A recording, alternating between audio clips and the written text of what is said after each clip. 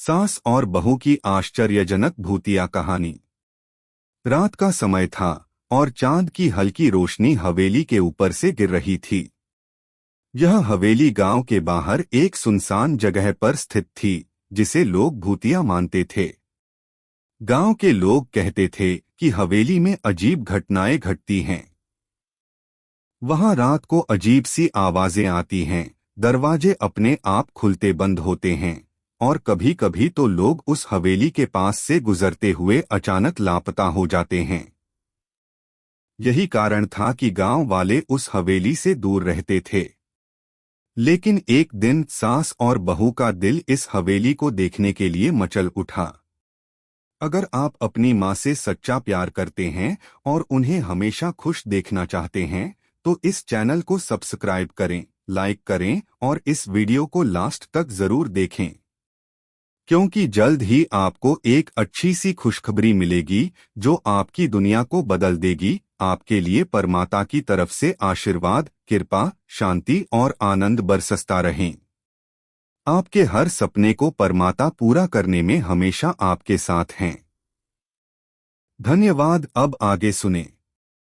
सास उर्मिला देवी एक बहुत ही सख्त और आत्मविश्वासी महिला थीं।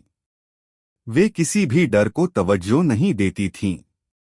उनका मानना था कि दुनिया में किसी भी भूत प्रेत का अस्तित्व नहीं है। वही बहू पायल एक युवा और साहसी महिला थी जो सास के साथ हर मुश्किल में खड़ी रहती थी। पायल ने हमेशा अपनी सास की बातों को माना, लेकिन इस बार वह खुद भी उत्साहित थी। क्या सच में यहाँ कुछ है? पायल ने सवाल किया। उर्मिला देवी हंसी में बोली, क्या बकवास कर रही हो बहू? भूत प्रेत कुछ नहीं होते। यह सब गांव वालों का डर और मनगढ़ंत बातें हैं। चलो चलकर देखते हैं। पायल थोड़ी घबराई हुई थी, लेकिन उसने अपने डर को दबाते हुए कहा, ठीक है सासू माँ, अगर आप तैयार हैं तो हम भी चलते हैं। फिर देखेंगे कि यह हवेली सच में भूतिया है या सिर्फ अफवाह है। अचानक हवेली के बारे में सोचते ही पायल के मन में एक हल्का सा डर समा गया था, लेकिन सास के साथ चलने का साहस उसे भीतर से शक्ति दे रहा था। दोनों ने अपने घर से कुछ दूर निकलते ही उस पुरानी हवेली की ओर रुख किया। हवेली की दीवारें टूट-फूट चुकी थीं। खिड़कियां धूल से ढकी हुई थीं और दरवाजे पर एक पुराना ताला लटक रहा था। एक विचित्र सी शांति थी जो हवेली के आसपास छाई हुई थी। दोनों के कदम हल्के थे, लेकिन उनके भीतर एक अलग ही रोमांच था। उर्मिला देवी ने एक बार फिर हंसते हुए कहा, यहाँ कोई भूत प्रेत नहीं है बहू। सब कुछ केवल एक छलावा है। यह सिर्फ एक पुरानी और जर्जर हवेली है। पायल थोड़ी झिझकते हुए बोली, हाँ सासू माँ, लेकिन मुझे ऐसा लग रहा है कि कुछ तो अजीब है यहाँ। देखिए, वह खिड़की किस तरह से हिल रही है, जैसे कोई अंदर से देख रहा हो। उर्मिला देवी ने उसकी ओर देखा और बोली, तुम्हारी आंखों में भ्रम है। यह सब हवा की वजह से हो रहा है। अब आओ, हम अंदर चलते हैं। दोनों ने हवेली के दरवाजे की ओर बढ़ते हुए ताले को खींचा। ताला खच से खुला और दरवाजा धीरे धीरे आवाज करता हुआ खुलने लगा। भीतर घना अंधेरा था, लेकिन उर्मिला देवी ने अपनी छड़ी की मदद से कुछ रोशनी की। दोनों अंदर घुसीं और देखा तो दीवारों पर पुरानी पेंटिंग्स थीं और फर्श पर धूल की मोटी परत जमी हुई थी। एक विचित्र सी गंध हवा में थी, जैसे कोई पुराना खजाना हो, लेकिन साथ ही उसमें कुछ रहस्यमय भी था। उर्मिला देवी ने फुसफुसाते हुए कहा, कुछ नहीं है, बस एक पुराना घर है। लेकिन पायल के मन में सवाल उठ रहे थे। उसे कुछ महसूस हो रहा था, जैसे कोई अज्ञात शक्ति उन्हें देख रही हो। आगे बढ़ते हुए दोनों एक बड़े हॉल में पहुंची। हॉल के बीचों बीच एक पुरानी सी स्टूल पड़ी हुई थी और उसके ऊपर एक बहुत पुराना संदूक रखा हुआ था। उर्मिला देवी ने उस संदूक की ओर बढ़ते हुए कहा, यह देखो, कोई पुरानी चीज होगी, बहुत पुरानी। पायल ने देखा तो उस संदूक की लकड़ी में दरारें थीं और उसकी सतह पर धूल की मोटी परत जमी हुई थी। जैसे ही उर्मिला देवी ने संदूक का ढक्कन खोलने की कोशिश की, अचानक एक तेज झोंका आया और पूरे कमरे की बत्तियां फफलिक हो गईं। कमरे का तापमान अचानक घटने लगा और पायल के शरीर में ठंडक महसूस होने लगी। वह डर से सास के पास चली आई और बोली, सासू माँ, देखिए, कुछ तो गड़बड़ है। उर्मिला देवी ने पायल की तरफ देखा और फिर उस संदूक को खोल लिया। संदूक का ढक्कन खुलते ही एक हल्की सी आवाज आई, जैसे कुछ खुरचने की। अंदर देखा तो कुछ नहीं था, सिवाय एक पुरानी किताब के, जो बहुत ही घिसी पिटी थी। उर्मिला देवी ने उस किताब को उठाया और कहा, देखो, यही है उनका राज, कुछ पुराने दस्तावेज। लेकिन जैसे ही उसने किताब को खोला, हवेली में अचानक एक अजीब सी खामोशी छा गई। कमरे के चारों ओर एक घना अंधेरा छाने लगा और हवा में एक बुरी गंध फैलने लगी। पायल का दिल जोर जोर से धड़कने लगा और वह कांपते हुए बोली, सासू माँ, ये क्या हो रहा है? तभी अचानक कमरे में एक सर्द हवा का झोंका आया और किताब के पन्ने खुद ब खुद पलटने लगे। यह देखकर उर्मिला देवी भी चौंकी। यह क्या है? वह बुदबुदाई। अचानक किताब के एक पन्ने पर एक पुरानी तस्वीर नजर आई, जिसमें दो महिलाएं खड़ी थीं। एक महिला उर्मिला देवी की जैसी दिख रही थी और दूसरी महिला बिल्कुल पायल जैसी। दोनों की आंखों में अजीब सी चमक थी। पायल और उर्मिला देवी एक दूसरे को देखकर चुप हो गईं। वह तस्वीर एक मूक सवाल थी, क्या वह दोनों वही महिलाएं थीं जो इस हवेली के रहस्य से जुड़ी थीं? पायल और उर्मिला देवी दोनों उस तस्वीर को घूर रही थीं, जिसमें अजनबी सी महिलाएं खड़ी थीं। एक महिला का चेहरा उर्मिला देवी जैसा था और दूसरी महिला का चेहरा पायल जैसा। दोनों की आंखों में एक अजीब सी चमक थी, जैसे वे दोनों इस हवेली के बारे में कुछ जानती थीं या फिर उनका इससे गहरा संबंध था। पायल का दिल तेजी से धड़कने लगा और उर्मिला देवी का चेहरा अचानक गंभीर हो गया। सासू माँ, ये क्या है? पायल ने डरते हुए पूछा। उर्मिला देवी ने किताब को हाथ में लिया और गहरे चिंतन में खो गईं। यह तस्वीर बहुत पुरानी है। ये दोनों महिलाएं हमें कहीं न कहीं जानती हैं। लगता है जैसे कोई राज छुपा हुआ है। पायल का मन सशंकित था, लेकिन उसने साहस जुटाते हुए कहा, लेकिन सासू माँ, अगर यह हवेली भूतिया है तो हम यहाँ क्यों हैं? क्या हमें इसे छोड़कर नहीं भागना चाहिए? उर्मिला देवी ने उसे शांत करने की कोशिश की। यह सिर्फ एक पुराने घर का रहस्य है। डरने की कोई बात नहीं है। हम पता लगाएंगे कि आखिर यहाँ क्या हुआ था। तभी अचानक हवेली में एक जोरदार आवाज गूंजने लगी, जैसे किसी ने एक भारी चीज गिरा दी हो। पायल और उर्मिला देवी दोनों चौंक उठे और एक दूसरे की ओर देखा। हवा में एक हल्का कंपन था और चारों ओर गहरी खामोशी छाई हुई थी। पायल का दिल तेजी से धड़कने लगा। सासू माँ, हमें यहाँ से निकलना चाहिए। यह सब सही नहीं लग रहा है, पायल ने एक बार फिर डरते हुए कहा। उर्मिला देवी ने उसे समझाते हुए कहा, चुप रहो बहू, हमें डरने की कोई जरूरत नहीं है। क्या तुम नहीं जानती कि मैं कभी नहीं डरती? पायल चुप हो गई, लेकिन उसकी आंखों में डर साफ नजर आ रहा था। तभी अचानक उस भारी आवाज के बाद हवेली में चारों ओर कुछ हलचल सी होने लगी। एक कमरे के अंदर से अजीब सी हलचल की आवाजें आ रही थीं, जैसे किसी ने दरवाजा खटखटाया हो। उर्मिला देवी ने गंभीर आवाज में कहा, चलो देखते हैं, और वह उस कमरे की ओर बढ़ गई जहां से आवाज आ रही थी। पायल हिचकिचाती हुई उसके पीछे पीछे चल दी। कमरे में प्रवेश करते ही उनकी आंखें चौंधिया गईं। कमरे की दीवारों पर पुरानी धुंधली पेंटिंग्स लटकी हुई थीं और कमरे के बीचों बीच एक पुरानी मेज रखी हुई थी। मेज पर एक जलती हुई मोमबत्ती रखी हुई थी जो अजीब तरीके से जल रही थी। उसके चारों ओर एक हल्की सी धुंध थी। अचानक मोमबत्ती का लौ बढ़ने लगा, जैसे किसी ने उसे और हवा दी हो। यह क्या है? पायल ने पूछा। उसका डर और भी बढ़ गया था। कुछ नहीं बहू, यह तो बस हवेली की अजीब स्थिति है।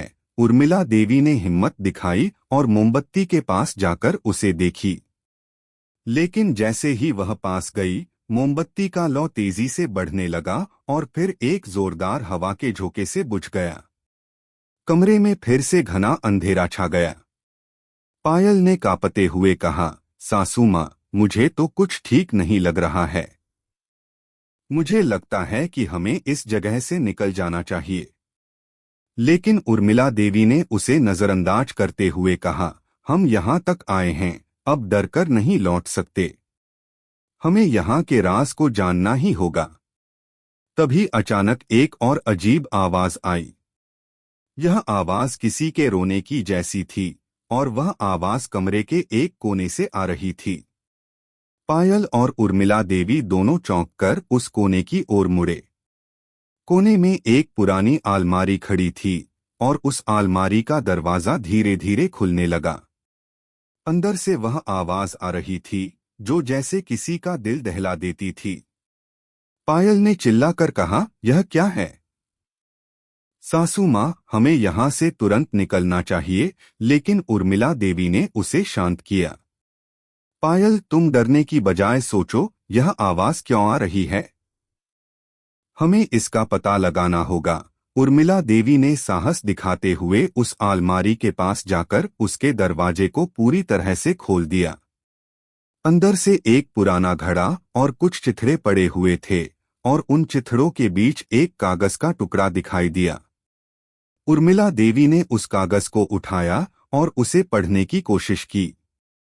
कागज पर लिखा था, जो इस हवेली में प्रवेश करेगा वह अतीत की सच्चाई जानने को मजबूर होगा।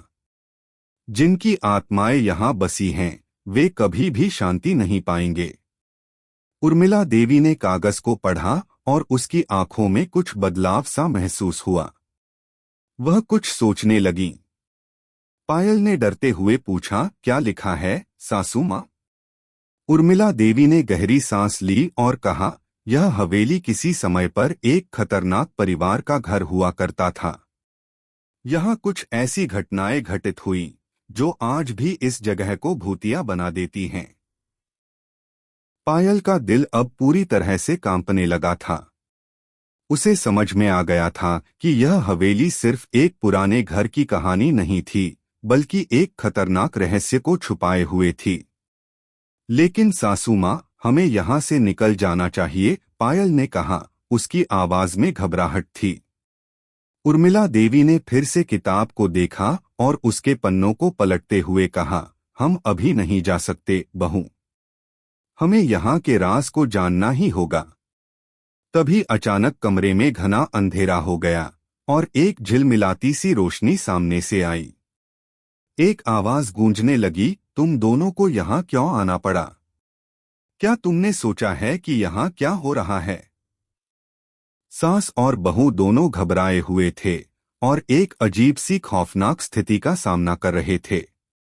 क्या वे सचमुच इस हवेली के रहस्यों को सुलझा पाएंगे या फिर यह भूतिया जगह उन्हें अपनी गिरफ्त में ले लेगी? कमरे में अचानक घना अंधेरा छा गया और एक सर्द अजीब सी हवा बहने लगी। पायल और उर्मिला देवी दोनों एक दूसरे को घूरते हुए खड़ी थीं, जैसे किसी ने अचानक उनके आसपास का माहौल बदल दिया हो।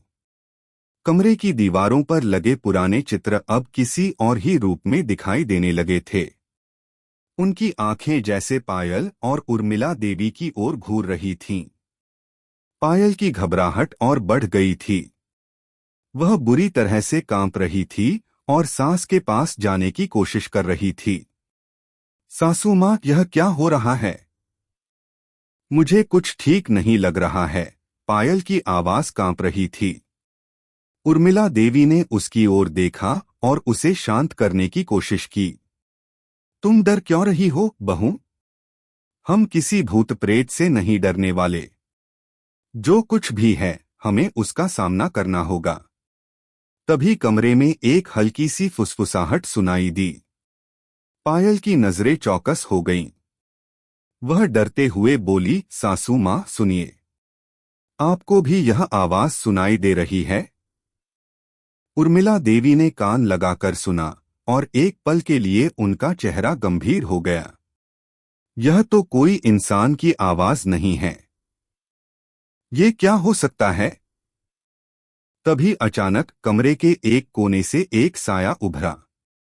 साया धीरे धीरे उनके पास आ रहा था और वह साया किसी महिला का था जो सफेद कपड़े पहने हुए थी और उसका चेहरा अस्पष्ट था। उर्मिला देवी और पायल दोनों का दिल जोर से धड़कने लगा। पायल ने सास से कहा, सासू माँ, क्या यह भूत है? उर्मिला देवी ने साहस जुटाते हुए कहा, नहीं, यह कोई भूत नहीं हो सकता। हमें उस महिला से बात करनी होगी। साया उनके पास आकर रुका और उसकी आंखों में गहरी उदासी थी। उसकी आंखें बिल्कुल सर्द और बेजान सी लग रही थीं, जैसे वह किसी पुराने समय की कहानी का हिस्सा हो। उसने धीरे से बोलना शुरू किया, तुम दोनों को यहाँ क्यों लाया है? तुम क्या चाहते हो? उर्मिला देवी और पायल दोनों चुप थीं। उर्मिला देवी ने हिम्मत जुटाकर कहा, हम यहाँ सिर्फ यह जानने आए हैं कि इस हवेली में आखिर क्या राज छुपा हुआ है। साया फिर से बोला, तुम दोनों को यहाँ आने का अधिकार नहीं था। तुम दोनों उसी कहानी का हिस्सा बन जाओगी जिसे हम कभी खत्म नहीं कर पाए। पायल की आंखों में आंसू थे, लेकिन उसने डर को अपने ऊपर हावी नहीं होने दिया। क्या आप हमें अपनी कहानी बताना चाहेंगी? उसने कहा। साया कुछ देर तक चुप रही, फिर उसने धीरे से अपनी कहानी सुनानी शुरू की। यह हवेली एक समय पर मेरे परिवार की थी। हम यहाँ रहते थे, खुश थे, लेकिन सब कुछ बदल गया। एक रात मेरे परिवार के सदस्य रहस्यमयी तरीके से गायब हो गए। घर के अंदर अजीब घटनाएं होने लगीं। कभी दरवाजे अपने आप बंद हो जाते, कभी किसी की आवाजें सुनाई देती और कभी तो हमारे पैर रुक जाते, जैसे कोई अदृश्य शक्ति हमें रोक रही हो। साया की आवाज में एक दर्द था, जैसे वह बहुत गहरी पीड़ा को महसूस कर रही हो। वह आगे कहने लगी, मेरे परिवार के हर सदस्य ने इस हवेली से बाहर जाने की कोशिश की, लेकिन वह कभी सफल नहीं हो पाए। एक एक करके वे यहाँ कैद हो गए। और आज हम सबकी आत्माएं इस हवेली में बसी हुई हैं, उनके अधूरे कामों के कारण। पायल और उर्मिला देवी दोनों स्तब्ध होकर सुन रहे थे। पायल ने सास से कहा, क्या यह सच है, सासू माँ? क्या हमें भी इन आत्माओं का शिकार बनना पड़ेगा? उर्मिला देवी ने गहरी सांस ली और साया से पूछा, क्या तुम हमें यह बताओगी कि इस हवेली में क्या राज छुपा है? हम कैसे इन आत्माओं को शांति दे सकते हैं? साया ने गहरी सांस ली और बोली, यह हवेली एक शापित स्थान बन चुकी है। केवल वही लोग शांति पा सकते हैं जो इसके रहस्यों को सुलझाने की कोशिश करते हैं। लेकिन वह सब नहीं कर पाते, क्योंकि इस हवेली का रहस्य बहुत गहरा है। साया की आंखों में आंसू थे और उसने कहा, तुम दोनों को यहाँ आने की जरूरत नहीं थी, लेकिन अब जब तुम यहाँ आ ही चुकी हो तो तुम ही इस रहस्य को हल कर सकती हो। अगर तुम मेरे परिवार को शांति देना चाहती हो तो तुम्हें उस खजाने को ढूंढना होगा जो इस हवेली के अंदर छुपा हुआ है। पायल और उर्मिला देवी दोनों चौंकीं। खजाना? उर्मिला देवी ने पूछा। हाँ, साया ने कहा, वह खजाना सिर्फ पैसे या दौलत का नहीं है, बल्कि यह एक ऐसा रहस्य है जो इस हवेली को शाप से मुक्त कर सकता है। वह खजाना इस हवेली के सबसे पुराने कमरे में छुपा हुआ है। अगर तुम उस खजाने तक पहुंच जाती हो तो इस हवेली की आत्माएं शांति पा सकती हैं। अब उर्मिला देवी और पायल दोनों को यह समझ में आ गया था कि उनका उद्देश्य सिर्फ डर से बचना नहीं, बल्कि इस हवेली के रहस्य को सुलझाना था। उर्मिला देवी ने हिम्मत दिखाई और कहा, हम यहाँ आए हैं तो इस रहस्य को सुलझाकर ही जाएंगे। हम उस खजाने को ढूंढकर इसे खत्म करेंगे। साया की आंखों में हल्की सी चमक आई और वह बोली, तुम दोनों को मेरा आशीर्वाद है, लेकिन याद रखना, तुम्हें रास्ते में कई बाधाओं का सामना करना होगा। तुम दोनों अगर एक दूसरे का साथ दोगी तो ही तुम सफल हो सकती हो। इसके बाद साया का रूप धीरे धीरे फीका पड़ने लगा और वह गायब हो गई। कमरे में फिर से सन्नाटा छा गया। उर्मिला देवी और पायल दोनों खड़े थे, सोच रहे थे कि अब उन्हें क्या करना चाहिए। पायल ने उर्मिला देवी से कहा, सासू माँ, अब हम उस खजाने की तलाश शुरू करें, है ना? उर्मिला देवी ने सिर हिलाया और कहा, हाँ, हमें वह खजाना ढूंढना ही होगा। दोनों ने एकजुट होकर हवेली के भीतर के सबसे पुराने कमरे की ओर कदम बढ़ाए। उनकी आंखों में अब डर नहीं, बल्कि साहस और उत्सुकता थी। क्या वे सचमुच इस हवेली के रहस्य को सुलझा पाएंगे? क्या वे उस खजाने तक पहुंच पाएंगे? यह तो समय ही बताएगा। उर्मिला देवी और पायल दोनों एकजुट होकर हवेली के सबसे पुराने कमरे की ओर बढ़ने लगीं। हवेली के अंदर हर कदम के साथ हवा का तापमान घटता जा रहा था और चारों ओर एक अजीब सी खामोशी थी। कमरे में एक एक कदम रखते हुए उनकी सांसें तेज हो रही थीं। दोनों को महसूस हो रहा था कि किसी अदृश्य शक्ति का दबाव उनके ऊपर है। सासू माँ, मुझे लगता है कि हम बहुत गहरे में घुसते जा रहे हैं, पायल ने डरते हुए कहा। डरो मत बहू, उर्मिला देवी ने उसे दिलासा देते हुए कहा, हमें इस रहस्य को सुलझाना ही होगा। यही हमारी जिम्मेदारी है। उनके बीच कुछ पल की चुप्पी थी। फिर पायल ने कहा, सासू माँ, अगर वह खजाना सचमुच यहाँ है तो हम उसे कैसे पाएंगे? उर्मिला देवी ने गहरी सांस ली और कहा, इस हवेली में कई कमरे हैं और हर कमरे में कोई न कोई राज छुपा हुआ है। हमें सही रास्ता खोजना होगा। दोनों कमरे में घुसने के बाद हर दिशा में तलाश करने लगीं। वहां की दीवारें पुरानी थीं और हर दीवार के पीछे से कुछ न कुछ आवाजें आ रही थीं, जैसे वे किसी रहस्यमयी चीज का इशारा कर रही हों। फिर अचानक पायल ने एक दरवाजे को देखा जो बिल्कुल अन्य दरवाजों से अलग था। वह दरवाजा थोड़ा खुला हुआ था और उसके आसपास कुछ अजीब सी रेखाएं उकेरी गई थीं। सासू माँ, यह दरवाजा तो बहुत पुराना लगता है। लगता है कि यही वह दरवाजा है जिसके पीछे वह खजाना छुपा हो सकता है, पायल ने कहा। उसकी आवाज में उत्साह था। उर्मिला देवी ने पायल की ओर देखा और फिर धीरे से उस दरवाजे को खोला। जैसे ही दरवाजा खुला, एक ठंडी और घनी हवा का झोंका कमरे में आ गया।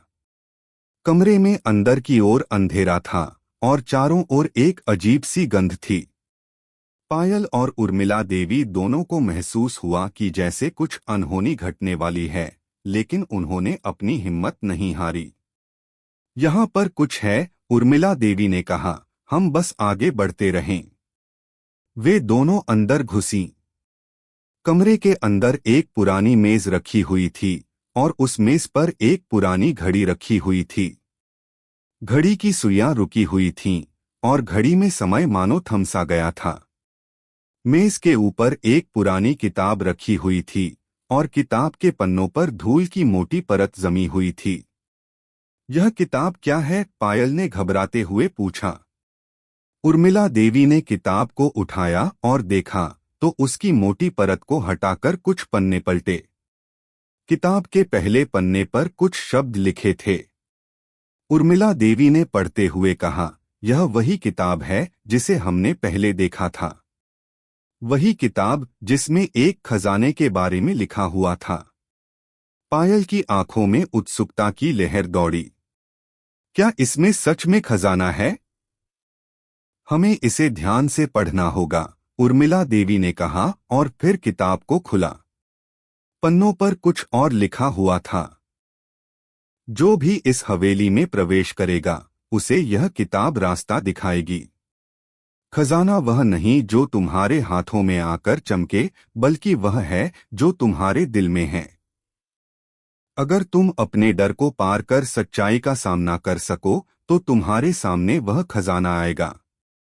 पायल और उर्मिला देवी दोनों एक दूसरे को देखकर समझ नहीं पाईं कि इस किताब का संदेश क्या है। यह क्या मतलब है, सासू मां? पायल ने पूछा। उर्मिला देवी गहरी सोच में डूबी हुई थीं। मुझे लगता है यह खजाना किसी शारीरिक चीज से ज्यादा मानसिक और आत्मिक है। हमें अपने डर का सामना करना होगा और जो हम नहीं समझ पा रहे हैं उसे सच्चाई की तरह स्वीकार करना होगा। तभी अचानक कमरे में चारों ओर से हल्की सी आवाजें आने लगीं, जैसे कोई आहिस्ता से उन्हें पुकार रहा हो। उर्मिला देवी और पायल दोनों ने घबराकर देखा, लेकिन कुछ भी दिखाई नहीं दिया। क्या यह आवाजें, यह कुछ संकेत हैं? पायल ने डरते हुए पूछा। उर्मिला देवी ने सिर झुकाकर कहा, यह संकेत हैं, बहू। हमें इन संकेतों का पालन करना होगा। तभी किताब में एक और पन्ना पलटा और उस पर एक और संदेश था। सच्चा खजाना वह नहीं है जो तुम्हारे हाथों में हो, बल्कि वह है जो तुम्हारी आत्मा में है। पायल और उर्मिला देवी दोनों के माथे पर पसीने की बूंदें थीं, लेकिन अब वे समझ चुकी थीं कि खजाना कहीं न कहीं उनके भीतर ही छुपा था। उन्हें अपने डर और भ्रम को छोड़कर इस हवेली के रहस्यों का सामना करना था। सासू मां, मुझे अब समझ में आ गया। हमें अपनी घबराहट और डर को पार करना होगा, तभी हम इस हवेली के सच तक पहुंच पाएंगे, पायल ने आत्मविश्वास से कहा। उर्मिला देवी ने सिर हिलाया और कहा, तुम ठीक कह रही हो, बहू। अब हमें सिर्फ अपने डर से बाहर निकलने की जरूरत है। तभी अचानक कमरे में एक हल्की सी रोशनी आई और घड़ी की सुइयां घूमने लगीं। उर्मिला देवी और पायल दोनों घबराए बिना घड़ी को देख रहे थे। घड़ी के सुइयों की दिशा बदलने के बाद एक दीवार धीरे धीरे खुलने लगी। वह दीवार थी जो पहले बिल्कुल सील की हुई थी। यह तो उस खजाने का रास्ता है, पायल ने कहा। उसकी आंखों में चमक आ गई। उर्मिला देवी ने कहा, यह सही समय है, बहू। हम उस खजाने तक पहुंचने के बहुत करीब हैं। दोनों ने उस खोली गई दीवार की ओर कदम बढ़ाए। उनके सामने एक सीढ़ी थी जो गहरी और अंधेरी जगह की ओर जाती थी। क्या वे सच में उस खजाने तक पहुंचने में सफल हो पाएंगी?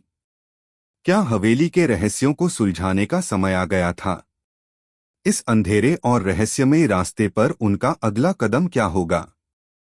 अगर आपको हमारे वीडियो पसंद आए तो कृपया चैनल को सब्सक्राइब करें, लाइक करें और अपने विचार कमेंट में जरूर साझा करें। आपका सपोर्ट हमें और भी बेहतरीन कंटेंट बनाने की प्रेरणा देता है। हम आपके हर समर्थन के लिए तहे दिल से धन्यवाद करते हैं।